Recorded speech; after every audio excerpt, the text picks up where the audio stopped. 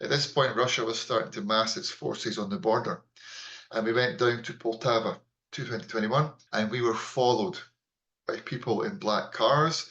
We were followed by people pretending to be normal citizens. Gary, you are a firefighter or retired firefighter in Scotland, and you also volunteer to bring equipment all the way to Ukraine.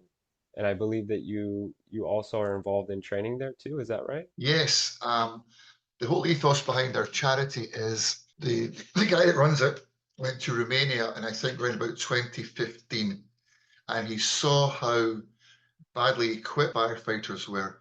So he decided to create a charity whereby we could get equipment from Scotland and England and Wales in the UK, get fire engines from the various fire authorities, drive over there and give them the way we train in Scotland.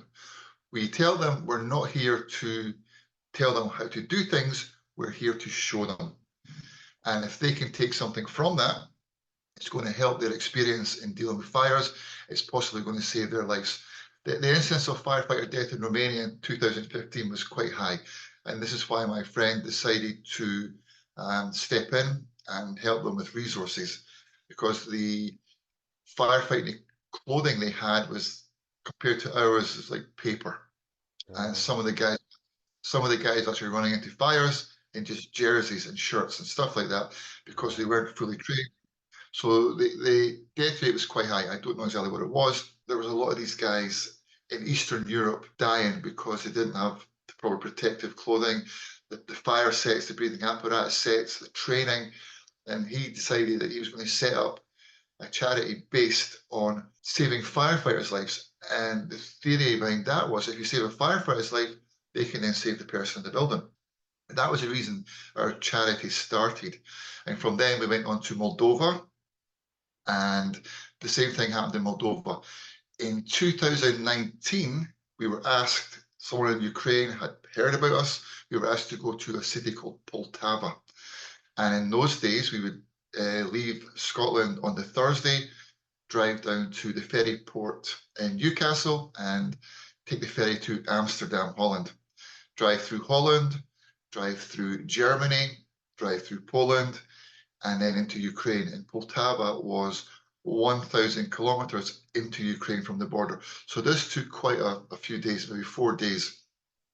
You'd have three guys in each fire appliance, one driving, one sleeping in the back, and one sitting as a passenger to keep the driver awake. And Wow. that wasn't always easy either. And when we got there, we would then stay in Poltava for the full week and introduce them to how we worked in Scotland. And we would fill the fire engines with our fire kit, our firefighting clothes, fully equipped fire engines that were ready to go from the minute they got them. And this was before the war started. So Wow. they were delighted about this, delighted about this. And we made a So lot of friends there. the organization that you volunteer with, what's the name of it? I wore my badge. Oh, It's good, the good. Scottish Emergency Reaction Association. I don't know if you can see it. Oh, SERA. there you go. Sarah, is that right? Yeah. SERA, yeah. Scottish Emergency Reaction Association. And 2019 was our first trip to Ukraine. Mm. And I said I went to Poltava, and I really enjoyed the whole camaraderie of it. I think we took four fire engines and a lorry full of equipment, and I really enjoyed how everyone had the same way of thinking to help firefighters who didn't have anywhere near the equipment and the training we had. But the funny story is, right, the boss would stand up and say through an interpreter, "We're not here to tell you what to do, we're here to show you. And if you can take stuff from this, great. If you don't, no problem." And on the first day, there's like 30 guys all sitting looking at you, thinking, "Why are you here? Why are you here to tell us?" You know, and day one. Day two is good morning. Day three, how are you? Day four, nice to see you. Day five, I'm sorry you're going. It's building trust. And I see. through our training techniques and the very fact that we gave them pretty much brand new UK fire kit, we gained their trust, we gained their friendship, and yeah, it's an interesting experience. You touched on it a bit, but in terms of like the philosophy of helping, why is it important to do more than just provide supplies and kind of go, here you go? But it does seem like you're doing a lot more than that. And why is that important? We think it's important because the way we, especially going to fires, the UK training was much more safety based. In the UK, firefighting is seen as not a gun job. It's seen as like a bravado job also. But I think in America, it's much more see what I can do. See, I think they go in with that attitude, and I'm not saying they all do. So please don't. If the Americans see this, that's not what I'm saying. Okay. But I have seen instances where, and it probably happens in the UK and other countries also. I would say, why are you doing that? Why are you running into a building without any water, right? And there's a thing called a snatch rescue. If someone you can see someone, you can go in and pull them out quickly if you think you can. But you should never go into a burning building without a hose line full of water as protection. And I see guys doing that. But that's just my thinking. So back to Ukraine, we call it a buddy system. If we go into a building full of smoke and you really cannot see it, it's warm. It can be very hot. You can't see anything. So we stay in contact. If you're my buddy, you're here, and I can Right, touch every time, and we systematically go around the room and we diverse back and forward, crisscross. So the Ukrainian guys, when we did this, we put a dummy into a darkened room and we watched them and we asked them to find it, this dummy, and they split up straight away. Now, as soon as you split up straight away in a building, there's a huge chance you get disorientated. We showed them how to walk around, arm in arm, touching round the four walls, touching the four corners and crisscrossing, and they found it within a couple of minutes easily. As soon as you lose someone in these circumstances, there's corridors with many rooms of the corridor. What room am I in? And you can say to your friend, are we in room one, room two? Is there a door off a door into another room? You really have to concentrate quite a lot, because if you go into an office complex, you have the corridor, then you have the first office on the right. There may be a small office off that. So you're going through all these doors and you have to remember how to get back out. And if you're split up, if you're on your own, there's only one person thinking. If you're with a partner, there's two people thinking. So the safety issues of two people rather than one is crucial. We had a ladder. It's called the 13.5 meter ladder. It will go to the fourth floor of any building. So anything above 4 floors, we need a height appliance. But for 4 floors up, we can climb in the windows or rescue people from the windows. They didn't have this. mm, So we brought this for them on the back of our fire engines, and teaching them in 2019, teaching them how to work this, because it's a semi-complicated piece of equipment. There was snow and ice everywhere. It was minus 16 degrees, which I'd never seen in my life. And that was a fun day, I'll tell you. People slipping around, health and safety, excuse me, right out the window, because we had to teach them uh, how to work. And it was going to be snow and ice for the foreseeable future. So we either didn't teach them or we taught them in the slidey conditions. And no one got injured, thankfully, but it was an interesting day. sounds like the importance of training is something that you can't overlook because if you simply hand over the supplies and then there's the issue of maintenance and how to use these tools, right? Yes. Yeah, and you also touched on the environment of how cold it is in Ukraine. Um, what kind of challenges does that bring? I mean, we call it cold in Scotland. It's minus two, minus three, perhaps. And occasionally it will get a lot worse, but as the norm it won't. And when we were driving there that year, we got through as far as Poland, and the snow in Poland was really quite heavy. But the Polish councils and road traffic were coming out and clearing their highways, we call them motorways. But in the Ukraine, this didn't happen. So they wake up in the morning, it's snowing, doesn't get cleared of the pavements. Well, that's just how it is. So the main roads into the cities in the Ukraine were just like ice sheets. So we're having to drive at 15, 20 miles an hour just to be on the safe side. Bearing in mind we've been driving for 3.5 days, so we're quite tired. So you've really got to be careful. And in the city, even just walking around in the evening, people are sliding everywhere. And this made training for us quite impractical, shall we say. But we had to, as I said, we had to do it. We had to take them outside and show them how the engines. It was almost impossible to pump water because the water, as soon as it was coming, it was freezing and it would freeze in the tank. And if it freezes in the tank, it freezes the pump, so you cannot use it. So we had to keep the engines inside the fire station and pump from there onto the street outside just to show them how the pumping system worked. Because their pumping system, basically every fire engine is just an integral pump that turns the water and pushes it out at speed and pressure. But there's different buttons, there's different things for that. So for the drivers, it was a learning curve for them as well. And also we had two mechanics with us, so they were opening the pumps up because if anything goes wrong, they had to know how to fix it. Hmm.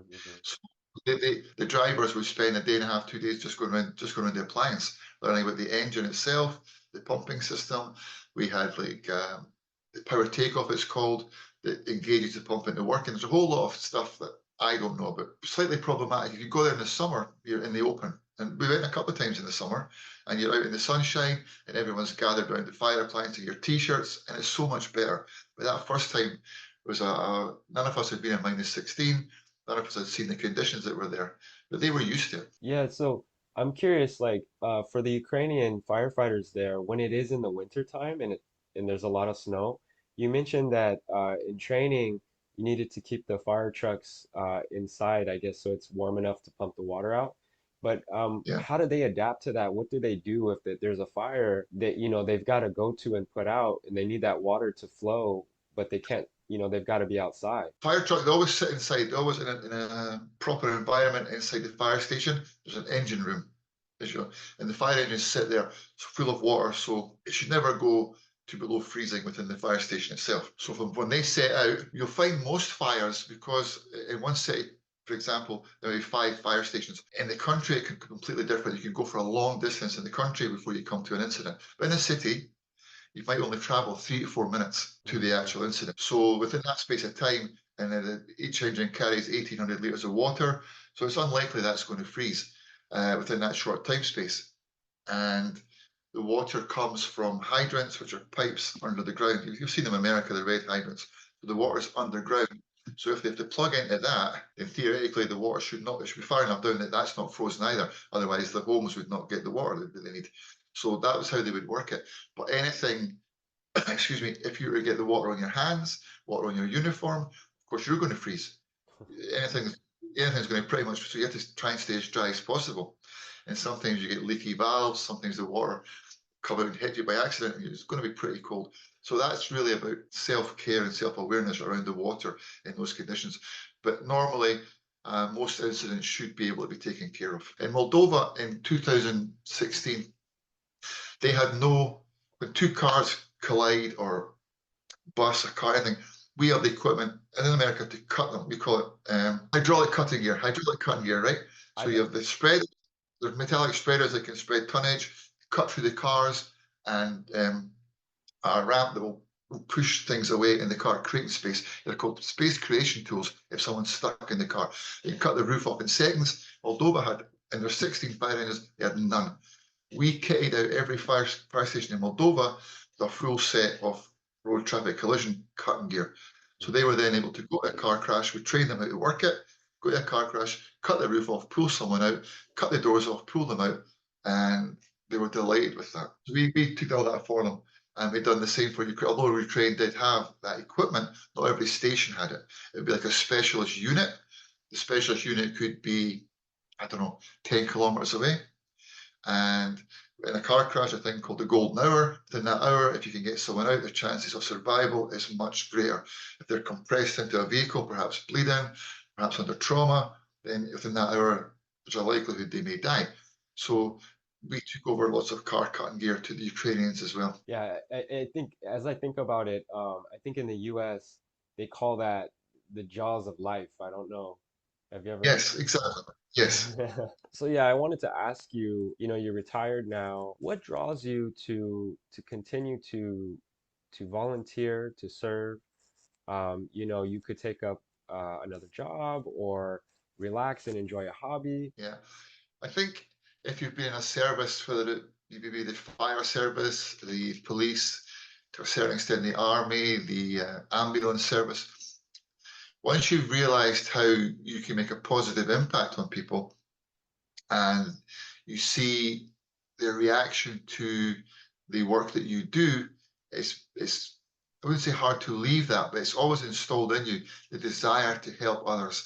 If you've pulled someone out of fire and perhaps their family, their loved ones are there, just to see the joy on their faces. And it's also something as simple as pulling someone's dog.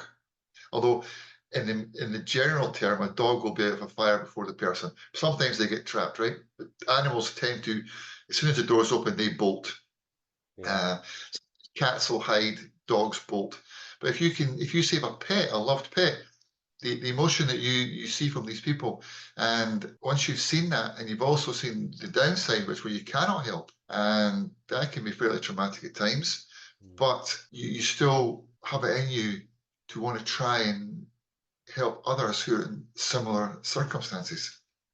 Yeah. And I think that's why I joined the charity as well, because I alluded to that in the very beginning. At the end of the week, after training Ukrainian guys, they were so positive. And their positivity was high, their knowledge was high, their confidence was higher. For 90% of these people, you'd improve their lives. Maybe all 100%, I don't know. And it costs me nothing. I mean, we are charity, we don't get paid for going. We do these trips for zero cash. It's our time. We spend our money doing things. We get our flights paid home. We get our hotel paid when we're there. We buy our own food. We all our other bits and bobs is all through our own pockets. So it's not as if we do for any monetary uh, reward whatsoever. It's just something we all feel that we should do because we can. That's why we still go to Ukraine. I mean, Ukraine, where I was 3 weeks ago in Lviv, 2 days ago, there was a shy drone hit the square, exactly where we were, and 13 people were injured. So the city we go to is also being bombed, Mm. and it's risky. I wanted to ask along those lines, what is different about going to Ukraine now? Because you were volunteering there before the war, and you still are. So what's the difference between conducting your mission from before to now? So a funnier story. I'll lead up to that. But in 2021, we went around about November, October, and at this point, Russia was starting to mass its forces on the border, and we went down to Poltava, 2021, and we were followed by people in black cars. We were followed by people pretending to be normal citizens. And we even think the reception woman in our hotel was a plainclothes police officer. And they were looking at us because I think the Ukrainian people just saw the Russians massing on the borders before the invasion started. But inwardly, the hierarchy probably knew what was going to happen. So we were 13 guys in the middle of Ukraine who had no idea who we were. I mean, there's a car, a black car, a blue car it was with blacked out windows that would park in the street. We came out from the hotel one night and this guy walked up to us and says, "Oh, hi guys, where are you from?" In pretty good English. Mm. "Oh, we're from Scotland. Well, what are you up to?" "We're doing this." "Oh, wow. Where are you going tonight?" And they asked a few questions. So we told them we were going out looking for food. And we got to a restaurant. An hour later, the guy turned up and said, "Oh, fancy meeting you here." We had a younger guy and a younger woman with him who he told us his children, looked a bit old to be his children, but we were followed around and we asked the fire service what was happening, Ukrainian fire service in Poltava, and they said they didn't know. They weren't privy to what was going on. The one guy went for a walk and he went down an alley and he said, "I'm going the wrong way," turned around. As he turned around, the guy with a black rucksack we'd seen numerous times was coming down the alley. So they almost bumped into each other. And he said that was quite funny because the guy kind of looked at him, my friend looked at him, and then they just traversed each other and carried on. But we were followed in quite a lot in that trip. Did you ever find out who they were, the people who were following you? No, No, huh? Wow. they obviously some kind of secret police kind of thing. And the guy who runs their charity, he's almost convinced that he saw a female police officer, and a few hours later, she was sitting at the front desk of our hotel watching her comings and goings. But Mm. they must have obviously contacted the fire service of Poltava, who must have told them, yeah, they're here for us. Hmm. But I think they were just covering every base on a large group of men in Ukraine prior to what they were expecting to happen in the near future. That's a pretty good contrast, I think, between before the war and after, right? Yeah, Yeah, that the this environment quite was different. I think it was about October, November, if I'm correct. And I think the Russians invaded January, February, so it was 3, 4 months before. Prior to that, you had the freedom of the city. You walked around, you never even saw the police, never saw anyone. But I think there was a lot of suspicion going on, and also for their probably homeland security, who were these guys that suddenly turn up in the center, in the heartlands of Ukraine. So from that point, 2021, the war started. Europe and other countries around the world rallied towards Ukraine massively, giving all sorts of aid. As a fire service in the UK, there were a few charities, and they also helped. But what happened in the early stages was no one would drive into Ukraine, go in because of the danger.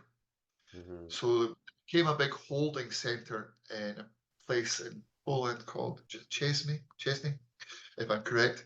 And there would be lots of German, Polish, Dutch fire engines, fire appliances, trucks all sitting there. And then the problem became the paperwork had to be correct. The paperwork, even though they were desperate for the equipment, all the paperwork still had to be done. So it was getting done in Poland by people who were doing their very, very best, I'm sure, but weren't getting the fire trucks there in time. The one down in Odessa, Kherson, Kharkiv, they were all getting decimated, and they needed the equipment, things like hose, generators, all the stuff that we were given, as well as other charities were giving, was sitting in a compound in Poland. So we decided to, through our contacts we'd made there, and we were getting requests daily for equipment just to drive in. Mm. So we thought, okay, let's try it, see what happens. And the first time we went to Lviv, which is very close to the Polish border, maybe 100 kilometers perhaps. I'm not, it's about an hour and a half to drive, so I'm guessing around about 100k. And everything went really smoothly.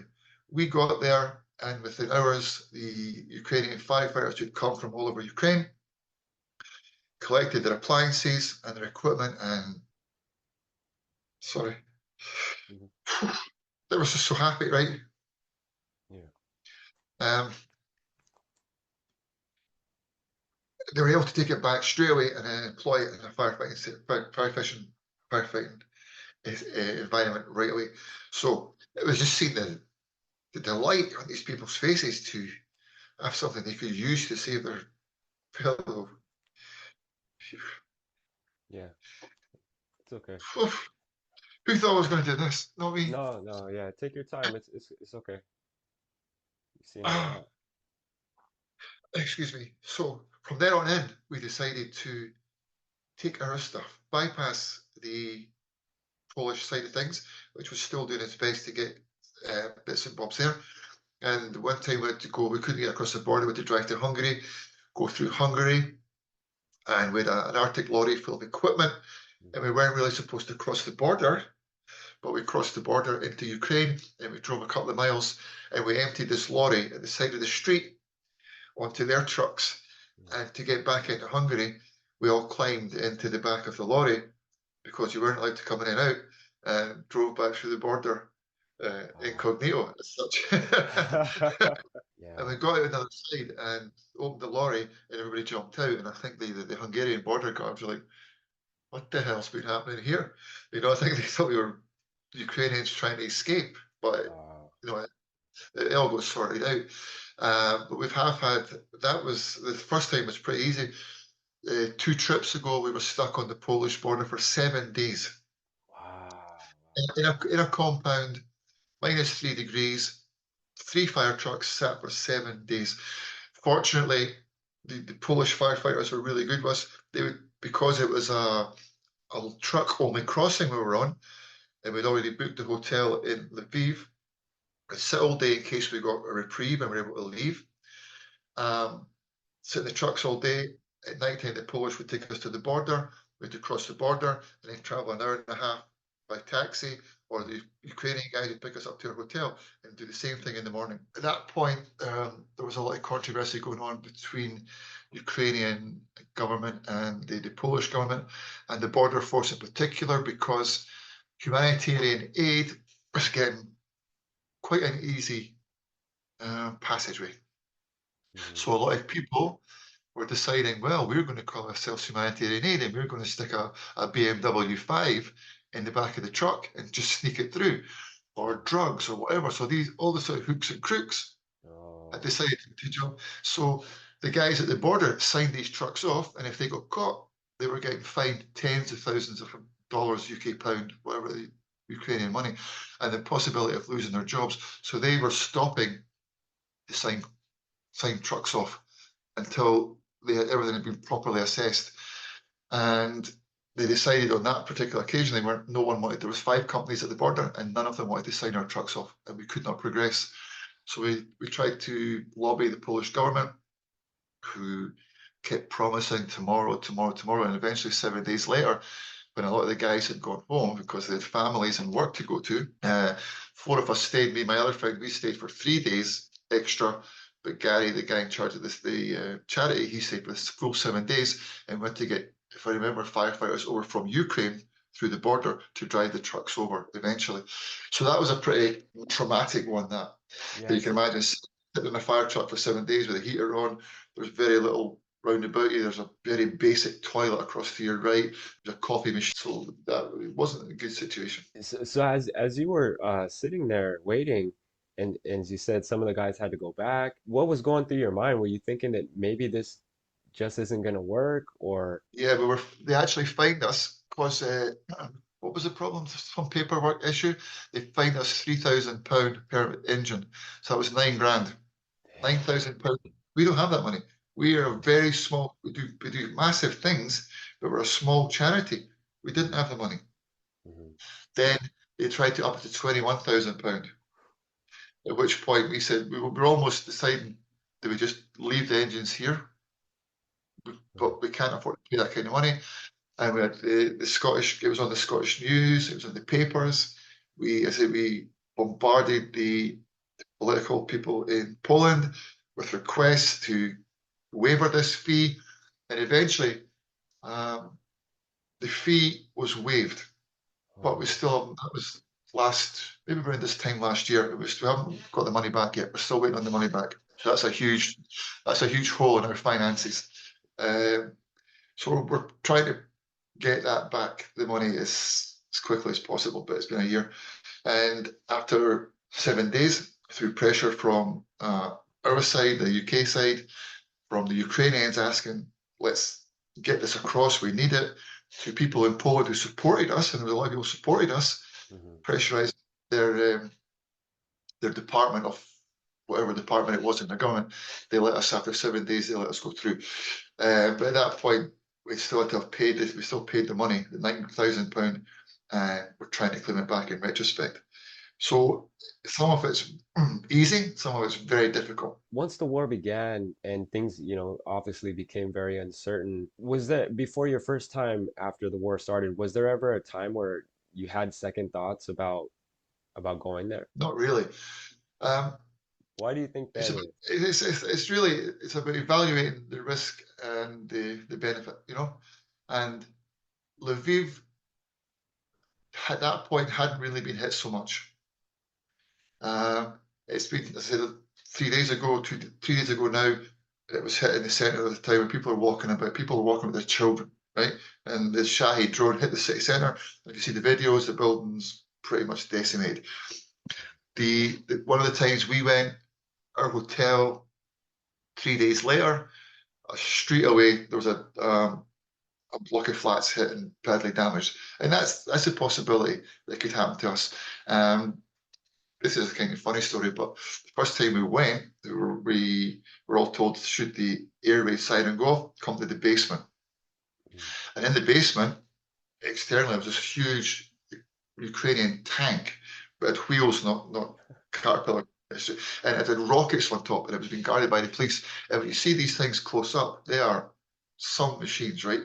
Wow. And we went into the city. It was the summer, and apart from the odd soldier walking around in our hotel and in the city, you wouldn't have known the war was on.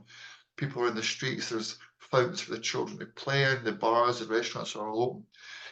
And we'd been driving for 3 days, so went to town, got something to eat. My friend and I ended up having a few too many beers, and we got back to the hotel, and we woke up next morning, and everyone's on your WhatsApp. Where are you? Are you okay? What's going on here? And then there was like videos of the sirens going off and the strobe lighting in the sky, and we slept we slept through the whole thing. So had the the hotel been hit, we could have been in pretty serious trouble, I think. But that was funny. We laughed about that, you know. Yeah, But yeah. even we were across there 3 weeks ago, and Lviv still, you wouldn't really know there's a war going on. Every at night they come round with there's a couple of lorries coming with Ukrainian flags, and it's a sort of salute to the guys that aren't guys and girls aren't coming home. And if it's going down, everyone stands as it goes past. That happens most nights, I think. And I took a walk to the graveyard, which was really horrific for such a small city. You have the old historical graveyard next to that's a new one, and it's just rows and rows of Ukrainian flags. And in the old days, people's names were etched onto stone, but now it's pictures this size, so you really see as Oh, you're walking the people who are not coming back, young men, young girls, and their families are there tending the graves in front of you. And yeah. that actually that really brings back the enormity of what's happening there, the war. How do you mentally prepare to go from the relative safety of Scotland when you know a mission's approaching and that you're gonna go somewhere that at the moment is dangerous? It's a strange thing. I don't think about it. I don't think any of us really think about it. We thought this trip, the week before we went, it was -21, right? Mm. We were thinking more about warm weather clothing than actually the possibility of a bomb coming. And that's crazy. Luckily enough, when we got there, it was really crazy because 2 weeks before, the week before it was -21. We got there and it was like 12, 13 degrees. It just changed like that, which was brilliant. But when you're there, you're all the way you're driving there, you're not thinking, oh, I'm going to a war zone. You just think you're going to see people, some of them you've met 2 or 3 times. You're going to see friends, you're going to help people. And the actual thought of a bomb or a drone or whatever it may be landing on you doesn't really come into your psyche at all. I Even see. when even the siren goes off, it's it's our old adage, it'll not happen to me, it'll happen to someone else. That's Uh, we all kind of think that way in some way. in your work as a firefighter as well, was that kind of the same mentality that, I kind of have a job to do and so you don't really think about the possibilities of the bad things that could happen? Yeah, yeah. And also your training, if you call it dynamic risk assessment, there's someone checking everything outside the building. If you're in contact with your radios, and you have the ability, although there are superiors above you, if you want to come out, you come out. Someone cannot tell you go in and stay in. Hmm. You risk assess things yourself. And if you approach a burning building, everything you've been taught, the black smoke's coming, the fire's coming out. If you know someone's in there, you just go into the mode of I've got to go in and try and get them, Hmm. and you kind of just come that like a uniform learning. Everything together just pushes you in, and you don't actually think about. You see the danger, but you're trained to deal with that danger as best you can. Not always. I mean, things are going to happen that you're not prepared for, you haven't trained for. Something can explode. There's so many things can happen with training within the fire service is towards what you're going to do. That's Hmm. what you're trained. But it's funny because I don't particularly like heights, right? Um, but He's a firefighter. yeah, yeah, right. That's true. If I'm looking over at the edge of a building, it kind of goes, whoa, I don't like it so much. However, as soon as you were in a working environment, that all just disappeared because you were a fireman. You were doing what you were trained for. You had, as best you could, protective clothing. You were harnessed to something. All these safety measures were put in place. So you did things, and I was actually part of the water rescue team, and we were throwing ourselves into huge rivers with turbulent water. And I look at these rivers now and think, Oh. what was I doing? What was I doing? All these things that I would do in the fire service. I look at it now and think, whoa, would I jump in that river now? No. Would I swim? It was crazy stuff you were asked to do, but you were trained to do it. And there was safety measures put in place for everything you did. So you kind of grew confidence through that. That But makes yeah, sense. At what part of the journey do you start to feel like maybe a little more cautious that you're kind of around some possible dangerous areas? I think probably not up until, well, as soon as when you cross the border, uh, you start to see the checkpoints, soldiers with guns. And like we don't see that here in the UK, and we don't have guns in the UK. Like some police officers do, but I know in America everyone's carrying a Kalashnikov. But in the UK, in the UK, right? In the UK, we don't do that. So all of a sudden, you're seeing guys dressed in army uniforms with guns at checkpoints. So Uh-huh. that kind of installs a little bit into you that, well, we're now in the actual war zone. But until we get to the city, um, you don't even really see anything other than that, and you don't think about something hitting us because it's so close to the Polish border, and Russia probably, although it has hit other countries, is trying not to involve Poland. If Poland gets hit, it's NATO. NATO gets involved. It's a whole different ballgame. I see. So they're probably not trying to hit anything between Lviv and the border hasn't been hit as far as I'm aware. Although there was something hit Poland last year sometime, and that caused a bit of a stushy. But so until you get to the city itself, you're just looking at the countryside. Basically, you're looking at different architecture. You're just doing what tourists would do. You're a tourist, you know. Mhm. Eh, that's basically what you're a tourist in a fire engine. And when we get there, we will also go around the city. We'll look at the places to see, the architecture. There's theatres there. There's all sorts of things there. But we've been there a few times, so we know mostly what it is. So Mhm. a lot of time spent eating or drinking, if we've got enough Mhm. time. I mean, there's times we've been there that we've been unloading. We're supposed to be there on the Saturday morning.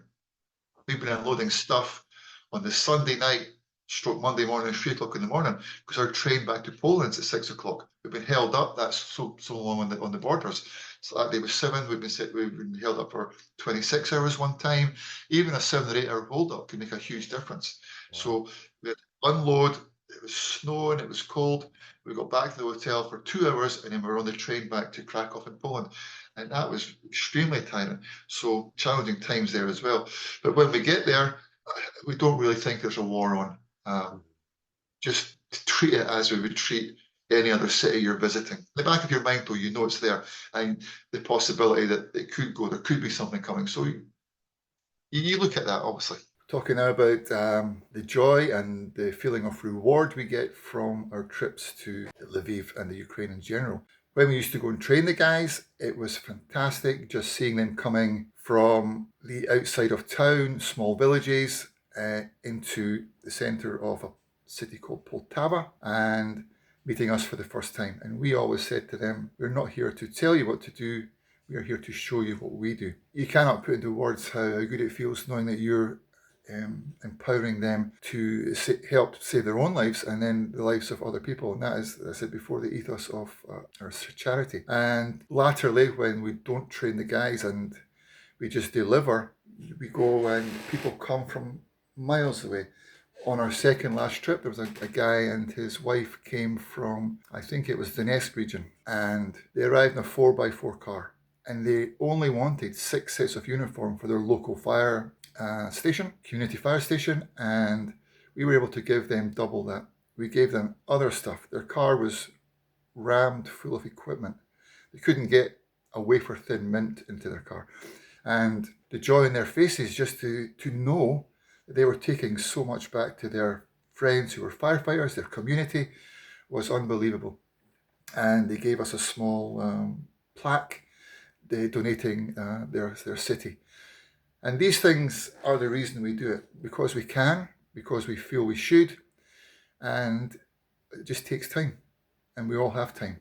We all have time to do these things. And we get requests every day. Our leader, if you will, Red Leader, he likes to be called, Red Leader gets requests from brigades all over Ukraine on a daily basis. And it's very hard having to turn them down. I don't do it personally, but for him, because he puts so much into this, I can understand how he must feel having to tell people who are desperately seeking help, we cannot this time. Hopefully in the future we can get to them. And finally, to wrap things up, I would like to say a big thank you to Blake and for everyone else who takes an interest in our story, from myself and from Team SERA. And hopefully you find this interesting. Hopefully it will bring what's happening over there back to the forefront in your mind.